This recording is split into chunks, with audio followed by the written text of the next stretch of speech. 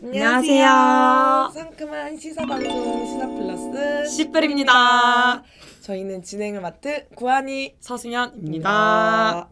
네, 오늘도 심리학자 김태용 선생님 모셨습니다. 안녕하세요. 네, 그래서 김태형 선생님 모시고 지난 1부에 이어서 2부 이 월북하는 심리학 이 안의 내용으로 좀 다뤄보려고 하는데요.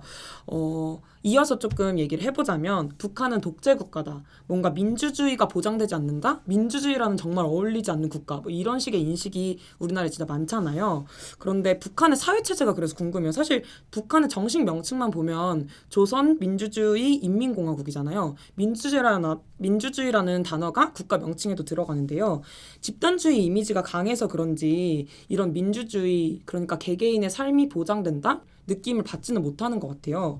근데 최근 대한민국에서 집단이라는 건 개인의 자유를 억압하고 희생시키는 부정적인 이미지, 이런 이미지로 흔히 인식되는데 북에서는 전통적으로 하나는 전체를 위하여, 전체는 하나를 위하여 이런 식으로 구호를 들고 사회를 운영해 나가고 있잖아요. 그래서 남북한이 이런 집단에 대한 개념이 다른데 그건 어디서 좀 출발했는지, 왜 이런 인식이 다른지 궁금합니다.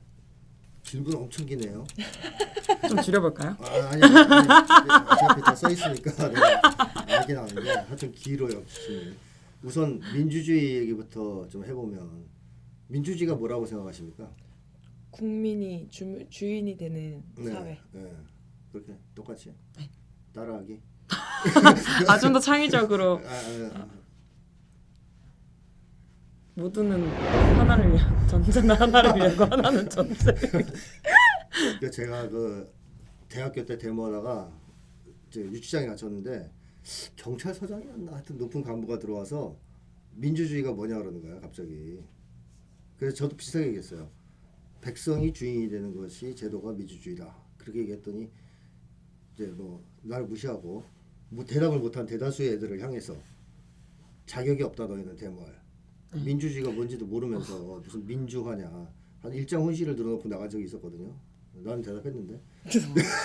지금 저희 뭐라고 하시는 거 아니죠? 대답을 하셨기 때문에 내가 이제 우리 자격이 세대보다 날 수도 있다. 핵심을 잘 찝으신 것 같고 저도 그때 대답했던 게 지금도 맞다고 생각하거든요. 결국 민주주의의 본질이 뭐냐, 핵심이 뭐냐면 국민이라고 하든 뭐 백성이라고 하든 민중이라고 하든 절대 다수의 국민이 주인이 되는 정치. 뭐 달리 표현하면 절대 다수 국민의 이익을 대변하는 정치가 민주주의 아닐까요? 그러니까 형식의 문제라기보다는 사실 그런 어떤 본질과 내용이 더 중요하다. 민주주의를 규정할 때는 저는 그렇게 생각하는데 한국 사람들은 어떤 착각이 있냐면 이제 한 가지는 이 경제제도하고 정치제도하고 헷갈려하는 사람들이 많아요. 그러니까 자본주의는 경제제도죠. 네. 그렇죠. 그럼 이거 이제 대비되는 북쪽의 경제제도가 사회주의죠. 그러면 남쪽이 만약에 민주주의다. 그러면 이제 북쪽이 딴 거다 이런 건 아니더라도 민주주의에 대척되는 제도가 독재제도 뭐 내지는 파시즘 이런 거 아니겠어요? 네. 그러니까 경제제도하고 사실 다른 문제인데 정치제도는 그러니까 사회주의면서도 민주주의일 수 있고 자본주의면서도 파쇼일 수 있죠. 독일처럼. 그렇죠. 그래서 두 가지를 일단 분리해 생각해야 되는데 한국 사람들은 자본주의가 아니면 민주주의가 아니다. 이렇게 생각하는 경향이 있는데 이제 이게 일단 잘못된 거고 또 한 가지는 민주주의 그러면 한국 사람들은 대체로 미국식 민주주의를 생각해요. 그러니까 미국식 민주주의 뭐 상권 분립이 있고 뭐 개인의 자유를 중시하고 자유민주주의를 이데올로기로 삼고 있고 뭐 이런 걸 기준으로 미국식 민주주의는 민주주의인데 미국식이 아니면 민주주의가 아닌 것처럼 생각하는 경향이 있습니다. 이것도 이제 잘못된 거죠. 근데 미국식 민주주의가 어때요? 그 민주주의의 전형이라고 할 수 있을까요?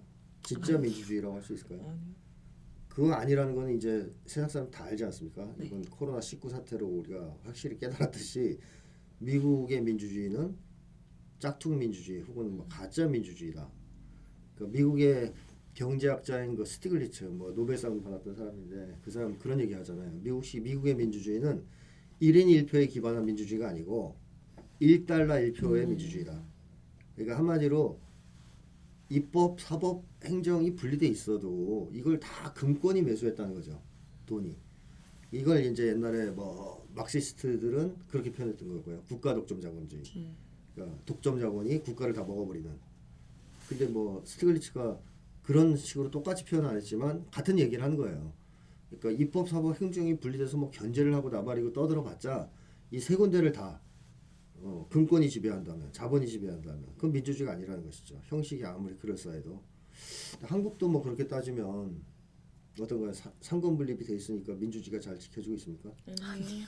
사법부 어때요? 사법. 현재 기관 말이죠? 아니죠. 뭐 하여튼 그런 걸 봤을 때 민주주의를 판단할 때 미국식 제도를 채택했냐 아니냐 갖고 판단할 수 없어요. 그래서 이제 북쪽의 민주주의, 북쪽 사회의 정치 제도가 민주주의적이냐 아니냐를 평가할 때도 경제 제도를 가지고 따지면 안 되고 이제 정치 제도를 일단 기본으로 따져야 되고 그 다음에 미국식이냐의 기준이 아니라 어떻게 정말로 민의를 잘 대변하고 있느냐 아니냐를 기준으로 따져야 됩니다. 근데 민의를 잘 대변하고 있느냐라고 했을 때 한 가지 차원은 국회의원 아니겠습니까? 그렇죠. 직접 선거로 이제 뽑히는 국회의원이죠. 근데 한국의 국회의원들은 어때요? 그 일반 서민들을 대표합니까? 아니요. 일단 한국 국회의원들은 학력이 높죠. 네. 거의 다 뭐 서울대나 뭐 스카이 뭐 이런 데를 나온 사람들이 많고 또 돈도 더럽게 많아요. 그죠? 진짜 많죠. 그 다음에 뭐 사자 붙인 직업을 보통 가지고 있는 사람들이고 하여튼 일반 서민을 대변한다라고 보기에는 어폐가 있는 구성원들이죠. 미국은 더한데 한국도 만만치 않다. 그래서 이제 그런 얘기도 나오죠. 뭐 이제 국회의원을 랜덤하게 뽑자. 뺑뺑이 돌려가지고 뺑뺑이 돌려서 무작위 추출하자. 무작위 추출해도 지금보다 민의를 잘 대변할 거다. 이 얘기가 이제 나오는 이유는 너무 치우쳐 있으니까 한 계급에 특정한 어떤 기득권층이나 잘 사는 사람 쪽에 치우쳐서 국회의원들이 뽑히니까.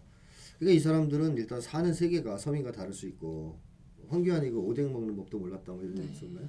하여튼 떡볶이 이렇게 젓가락. 하여튼 그런 거 모르잖아요, 그죠? 그러니까 서민의 삶을 모르고 그 다음에 서민의 이익을 대변할 이유도 없고 또 그 사람들 친한 사람들은 다 서민이 아니에요. 다 부자들이죠. 그러니까 이렇게 되다 보면 뭐 일단 국민의 이익을 대변한다고 이제 해서 선거를 통해서 뽑는 국회의원 자체가 민의를 대변하지 못할 수가 있다는 것인데 이제 북쪽 같은 경우에는 이제 그런 점에서 보면 최고인민회의 대의원들 보면은 그 이런 자료들 보면 그래 동네에서 구들장 까는 아줌마 뭐 이런 아줌마 청소하는 아줌마 공장 노동자 중에 뭐 누구 그분들이 최고인민회의 구성원으로 들어가시는 대의원이 되는 거죠. 그러니까 대의원의 이제 분포가 그야말로 사회 각계각층에 들어가는 거예요. 그러니까 이 동네에서 우리랑 똑같은 사람 중에서 헌신적이고 뭐 이런 사람 뭐 이런 식으로 뽑아서 올리니까 그래서 북쪽의 이제 대의원들을 보면은 일반인들하고 별 차이가 없어요. 딱 떨어져서 한국처럼 일반인에 비해서 현격한 차이가 있는 재산이 많거나 뭐 학력이 높거나 이런 사람들로 치중되어 있는 게 아니고 그냥 보통 사람들을 분포하는 수가 이제 대의원에 들어가 있습니다. 이제 그것만 봐도 독재다라고 딱히 찍어서 얘기하기는 어렵다. 오히려 한국보다 더 민의를 대변을 잘하는 측면도 있을 수 있다. 뭐 거의 랜덤에 가까운 분포를 보이니까 그런 걸 얘기할 수 있겠고 그 다음에 이제 독재다 그러면 포장을 아무리 그럴싸하게 해도 결국 분배해서 지네가 더 유리하게 조작을 할 거 아니에요. 권력을 분배하든 부를 분배하든 다 자기네가 처먹을 거 아니에요. 네. 그래서 미국 같은 경우에는 날이 갈수록 이 빈부격차가 벌어지고 상위 1%에 이게 집중되고 있거든요. 뭐 소득과 자산이. 한국도 그렇죠. 날이 갈수록 불평등이 심해지고 있죠. 그럼 북쪽 사회도 만약에 독재라면 특정한 집단이 뭘 독차지할 거 아니에요. 그렇죠. 이제 권력을 독차지하는 거를 둘째 쳐도 권력을 독차지함으로써 부를 독점할 거 아니에요. 뭐 하여튼 배불리 혼자 잘 먹고 잘 살고 나머지는 거지 되고 이럴 거 아닙니까? 근데 그거를 우리가 확인할 수 있는 것 중에 하나가 뭐가 있을까요? 사회가 그렇게 양극화되고 있다 혹은 불평등이 심해졌다는 걸 확인할 수 있는 지표 중에 하나로 쓸 수 있는 거. 뭐 지니 개수 같은 거 쓸 수 없어요. 북쪽에서는 통계가 없으니까.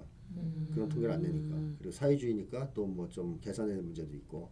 근데 사회심리적 차원에서 볼 때 학자들이 다 동의하는 게 뭐냐면 불평등이 심해지거나 그런 식으로 일반 계급, 특정 계급이 독재를 하면 부가 편중될 거 아닙니까? 그렇게 되면 격리가 발생한다는 거죠. 격리. 대표적인 게 주거지 격리입니다. 미국 같은 경우에도 도시 보면 잘 사는 동네 따로 있어요. 다 떨어져 있습니다. 맞아요. 떨어져 얘들끼리 살아요. 아주 좋아요. 거기 가면 그 미국 사회 그러면 아메리카 그럼 거기 가면 이제 그렇게 되는 거죠. 워낙 좋으니까. 근데 거기서 벗어나서 일로 오면 슬럼화된 도시. 한국 같은 경우에는 어때요? 서울에서 그 분리된 곳이 강남. 강남은 벌써 딱 그들만의 왕국 아니에요? 그 태국민까지 뽑아주는.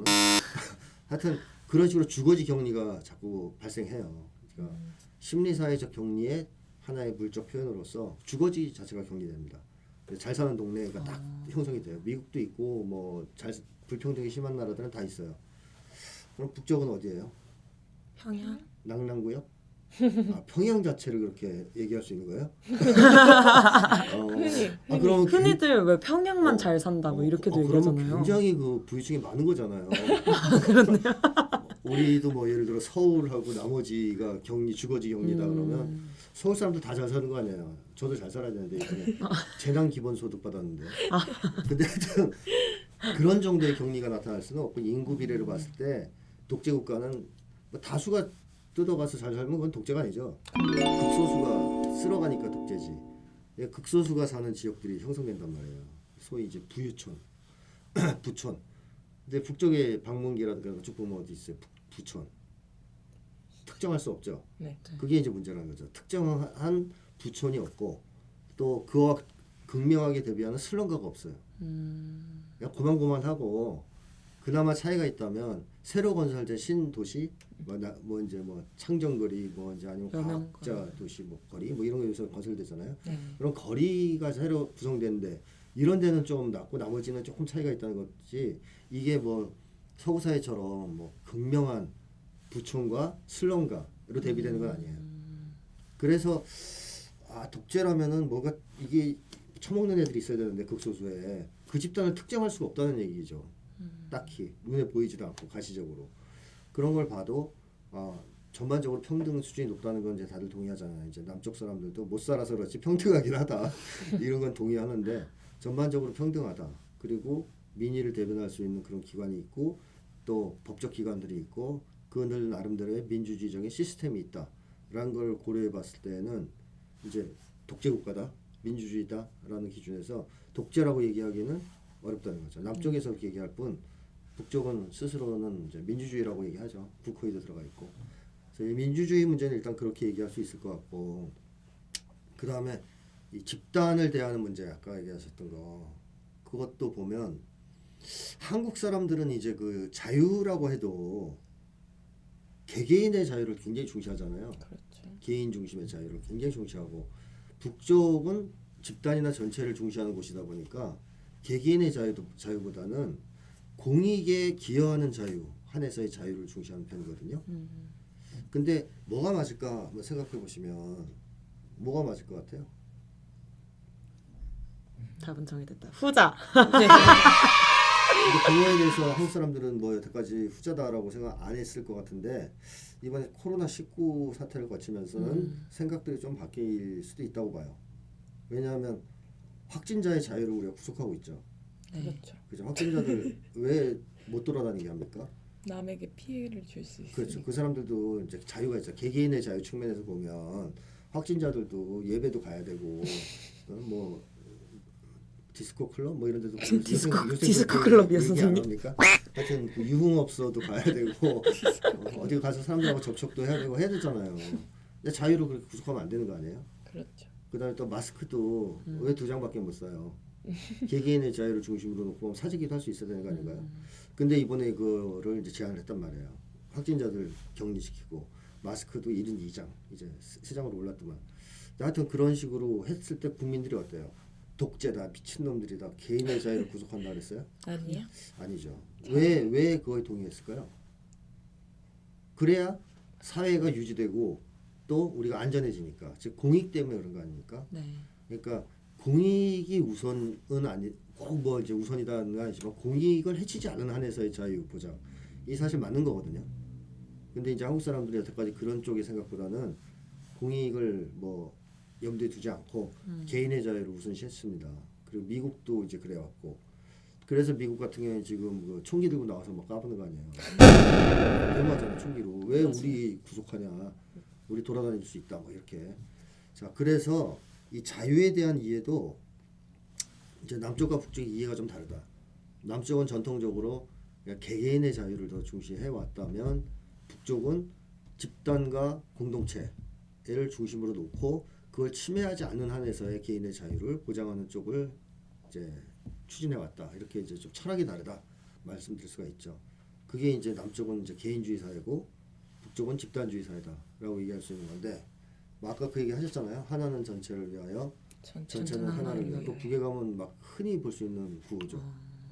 근데 그 구호가 어디서 나온 거예요? 북에서 만든 건가요? 아니지 몰라요. 책을 안 읽으셨잖아요. 잠시만요. 책에 써놨는데. 근데 자 어쨌든 지금 찾는다고 찾을 수 있는 게 아니야.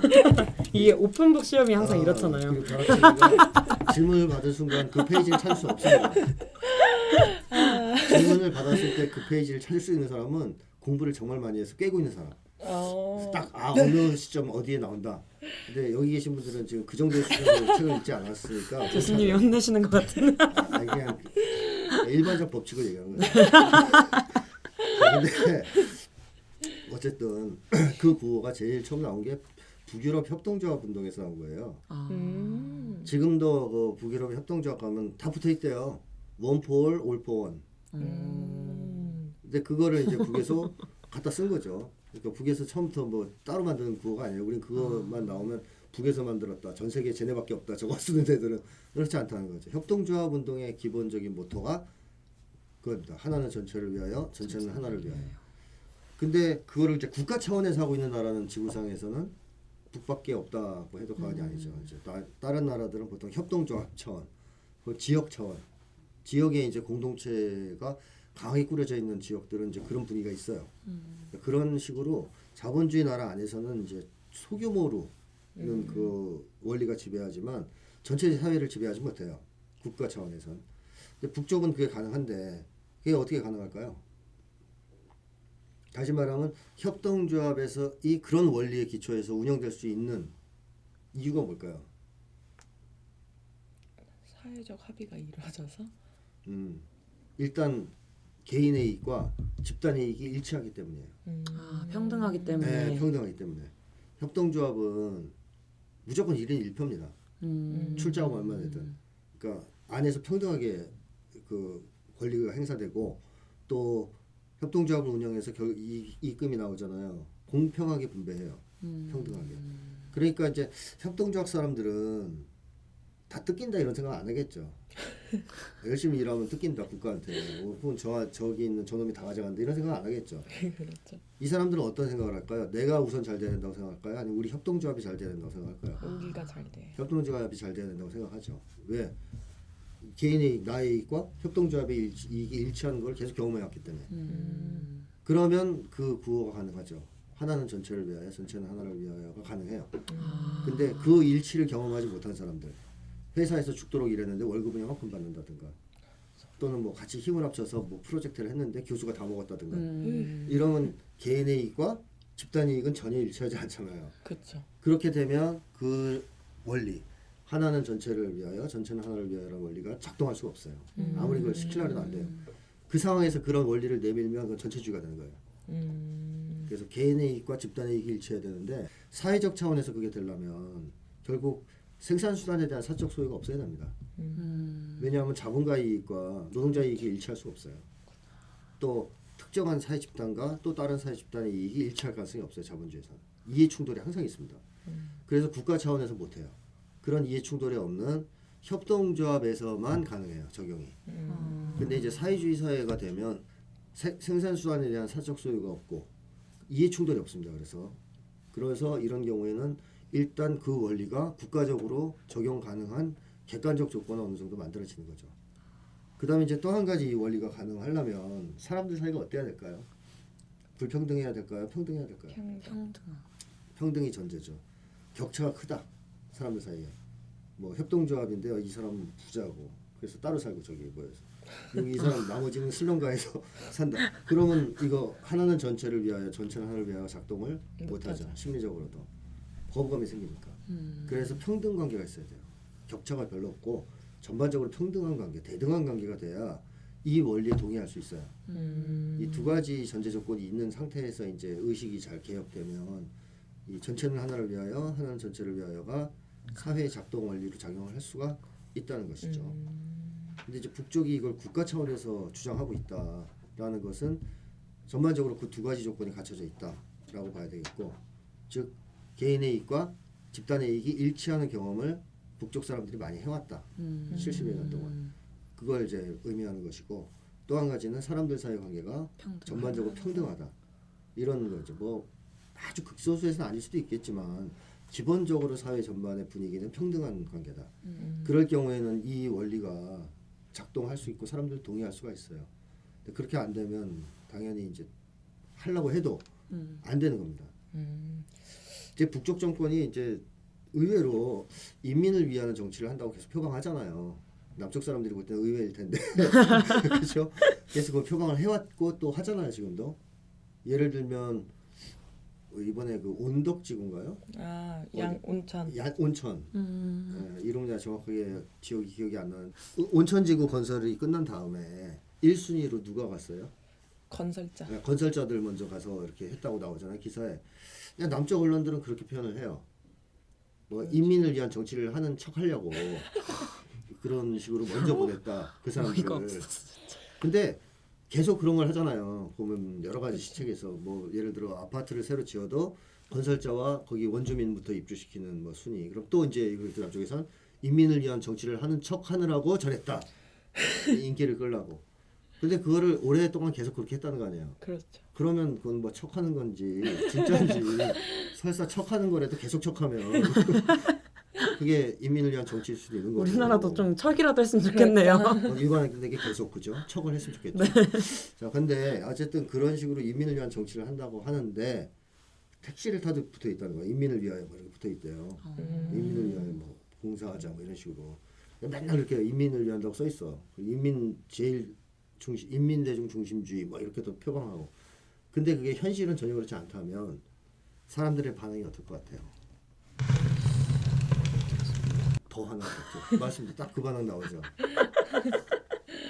그거예요. 그러니까 집에서 이제 아버지가 맨날 애 괴롭히고 욕하고 뭐 용돈도 안 주고 그러면서 나는 우리 애들을 막 돌보지 않고 학대해요. 그러면 밉죠. 그런 놈. 근데 집에서 그런 행동하면서 다른 사람한테는 나는 애들 너무 사랑하고 위해줘요. 그러면 애들 입장 어떨까요? 증오? 막 거의 죽이고 싶을 거예요. 그죠? 저 나쁜 놈, 저게 아버지냐? 뭐 이런 생각이 들 거 아니에요? 똑같죠. 국가도. 인민을 위한 정치를 안 한다고 차라리 하든가 아니면 대놓고 그렇게 막 떠들지 말든가 하면 화가 나겠지만 그나마 좀 난데 인민을 위한 정치를 한다고 해놓고 전혀 그렇지 않다. 실제는. 그랬을 때 이 국민들의 불만, 반발 엄청나겠죠.